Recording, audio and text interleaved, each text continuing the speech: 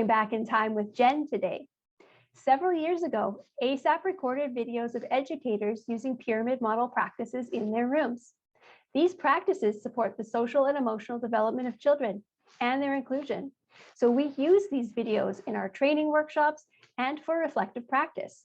But as ASaP turns 10 this year, we reached out to those educators who so bravely put themselves on camera, and we had them watch one of their videos.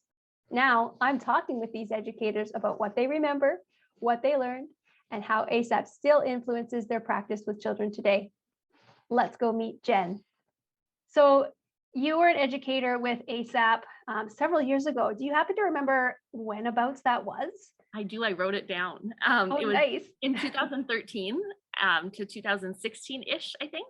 ASaP started in 2012, so that was pretty much from the beginning. And you're in a junior kindergarten, and you're not in a junior kindergarten anymore. Where are you at these days?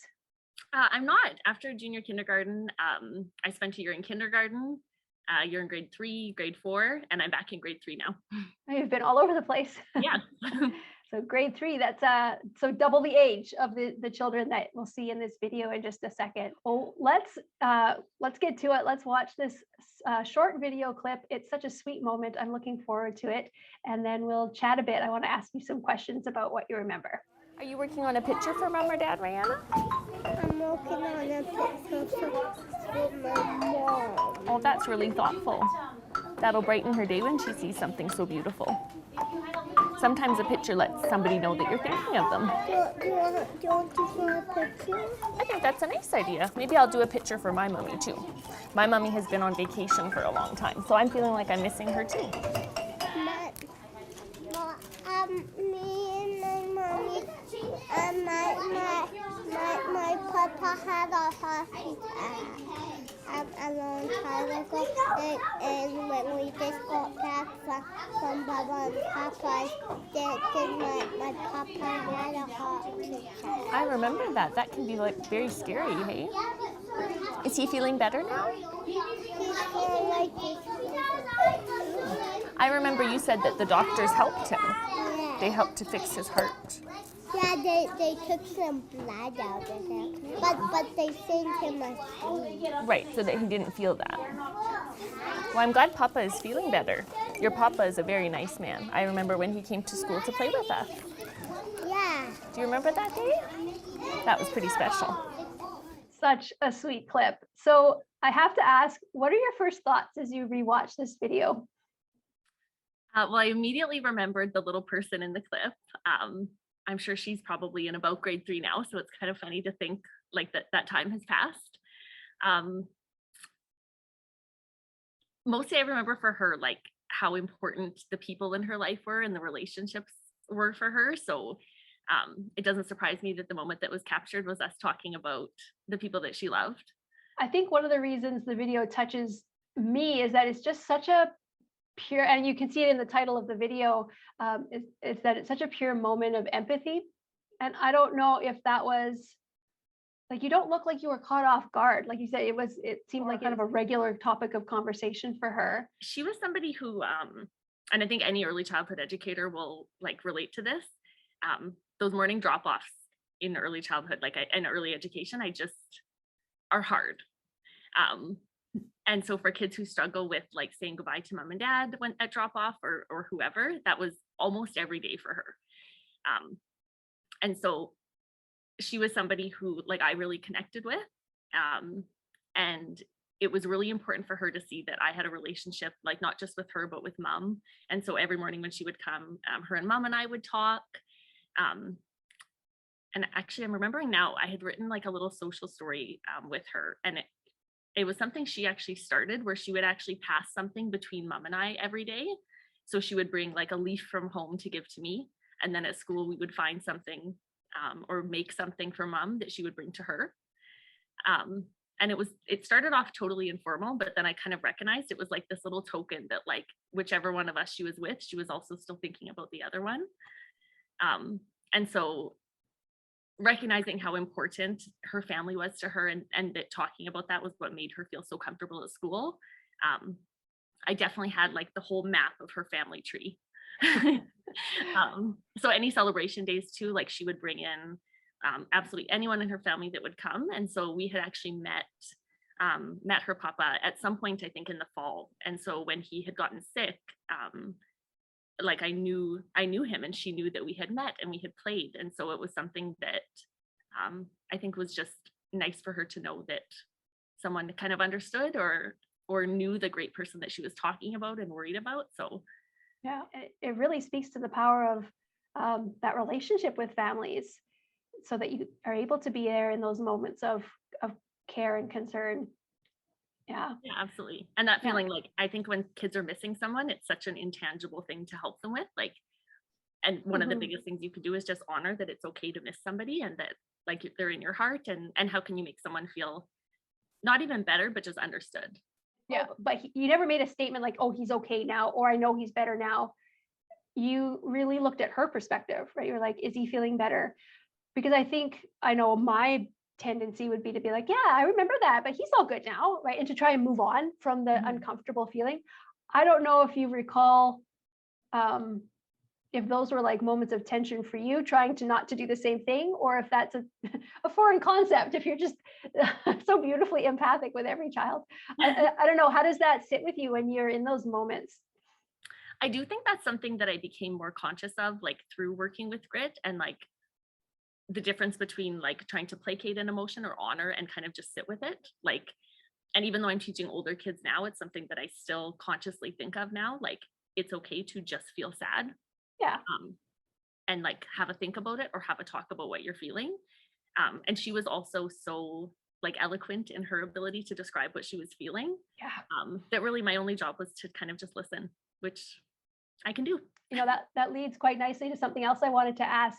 So, I mean, empathy is kind of an element of emotional literacy, right? Like acknowledging feelings, hearing them, labeling them for children. And so that's a pyramid model practice. And I'm wondering how it's influenced the way you help children label their emotions or show that empathy in your current role with these 8-year-olds. I think for me, in like my classroom, but in life as well, like the greatest gift and hope that you can have for kids is that they have empathy and compassion for other people. So even though I'm teaching older kids now and the focus is kind of shifted to like academic and all of those kind of things, my real wish is that they leave my classroom like knowing how loved they are, and that they're going to enter the world as like empathetic and kind people. So how do you kind of weave in that practice of empathy with your grade 3s? I think one thing for me that is stuck from teaching those younger people, and that sometimes we lose the older the kids are that we work with, is how important the relationship with those families is. Making sure you touch base at the beginning of the year about the qualities kids have that like make them themselves. So like noticing those really like funny moments, or like catching something they said that made you smile, or that was really brilliant, or and connecting with parents first in a way that lets them know that you love their kid. Right. You don't just love their work and their productivity and their good marks. You love them as a child. Yeah. And also letting the kids know that too. So like this year I have an extremely large class. And at the beginning of the year, I was finding myself thinking like, am I connecting with all of them? Like a week of school has gone by. Have they all had a chance to like have a minute to talk to me? Or, and this year also like having some very complex behaviors in my class. It's easy if you're one of those kids who's maybe a little quieter to not get a minute with me. But I want to know them all, and I want them all to know that I notice them. So I still use like the most basic thing that Marilyn taught me. I have a little checklist with their little names beside my desk. And for the first month of school, I made sure that every single day I talked to each one of them about something that was nothing to do with school. And in that, I got to know them so much quicker. When I talked to parents, I felt like I knew their kids. And it just makes the relationship there so that eventually, if you do have to have some tough conversations or something is going on, they already know that you love and notice their child for all the wonderful things that they are. So I love it. Yeah, I love and it. the intentionality, and even noticing who takes longer in the day to get to, like, and then flipping it around so that like I'm greeting them first thing before anyone else can get to me. Right. Just to let them know like you're important to me too. Yeah. Even with the empathy building though, I find like in the way that I help kids kind of navigate their own social relationships, like we're 2 years into some very weird years of school. And socially, that has been challenging for kids. So I also want them to know that like when something or social conflicts happen, that I'm here to like listen and help them. So I usually start anytime there's a conflict between two kids by talking about like the perspective of both, because often nobody is really coming from a bad place. It's both sides. Often it's something that can be figured out if we just listen to each other's sides. And we're able to be honest about like our emotions or feelings, even when we've made a mistake. So when we're doing module 2, which is where we talk a lot about empathy and labeling feelings, we emphasize that the reason we're starting this with young children is so that when they have that full capacity to take other perspectives, like they've got a good foundation, and that capacity to take other perspectives really comes online right around the age of 8, 7, 8, 9, right? So you're kind of in that like prime time where they can start to notice their other's perspective. But I mean, even as adults in the middle of conflict, it can be hard to see that other perspective. So that coaching and that guiding is really powerful, I bet. So what else from your time with ASaP really continues to be a strong part of what you're doing today in your work? I think for me, it's that the responsive relationships, both with kids and families, is like hands down the most important thing always. And when you make that your priority, you're making everybody feel like they're important to you, and that it's going to be a good year. So for a lot of these people, I spend more time with their kids during the day than they get to, which is a big deal. So I'm always coming from a place with them where I'm trying to understand and like be a problem solver and an advocate. I think as an educator, people who are drawn to work with kids have like a natural kind of like ability to be with kids, but you don't often have the words to explain like why you're doing the things you're doing. And so learning about the pyramid model and learning about like those practices, all of it just kind of was like, oh, that's why I do that. Or like, there's the words I can do to explain to somebody else why this is important. And I think learning that other half of it is what also makes me feel confident that I can also help parents through challenging situations, or make them feel like they're like not only supported, but like they're working with somebody who can help them through challenging behaviors or complex needs. And it makes me feel like I know what I'm doing, which sounds silly, but it's it's so important to feel like you have the confidence and like a toolbox to be in a classroom, because they're complicated places. And my time at Grit, like I don't want to say that my education degree was not important, but sometimes I forget that I have one, and I only think about Grit as like what I learned in school. Think about those pyramid practices every single school year, every single day. I think you make a good point around, you say it sounds silly to say it makes me feel like I know what I'm doing, but that feeling of confidence, that energy comes off in how you approach children and families, right? And not that you want to like fake skills that you don't have, but to have that confidence to like, yeah, we'll figure this out. I've got the skills to do this, even if you don't know an answer or something in the moment. You know, that confidence puts others at ease, right? You end up kind of regulating children and families with your own calm and steady and confident attitude or mindset. So no, that makes a lot of sense, right? So I also have to say, I remember this was like probably in 2013. It was like the first like module that we would have done. And maybe it's still in there, but there was a slide that said like something like every child deserves somebody that's like absolutely crazy about them.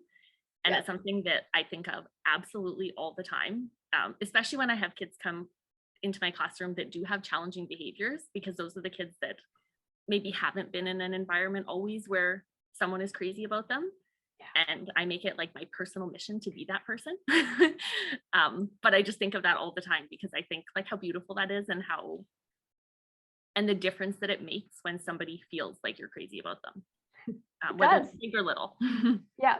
And I could see that little girl in the video that we watched, you know, it just looked like you were crazy about her, right? Just in the way you just sat down with her and joined right in. So I can only imagine how that is continuing with your grade 3 class. I can see it, absolutely. Well, this has been lovely to chat with you again and hear how you're doing in your current role. And I'm really glad you were able to join me. Thank you so much. Thanks for having me, Gina. Yeah.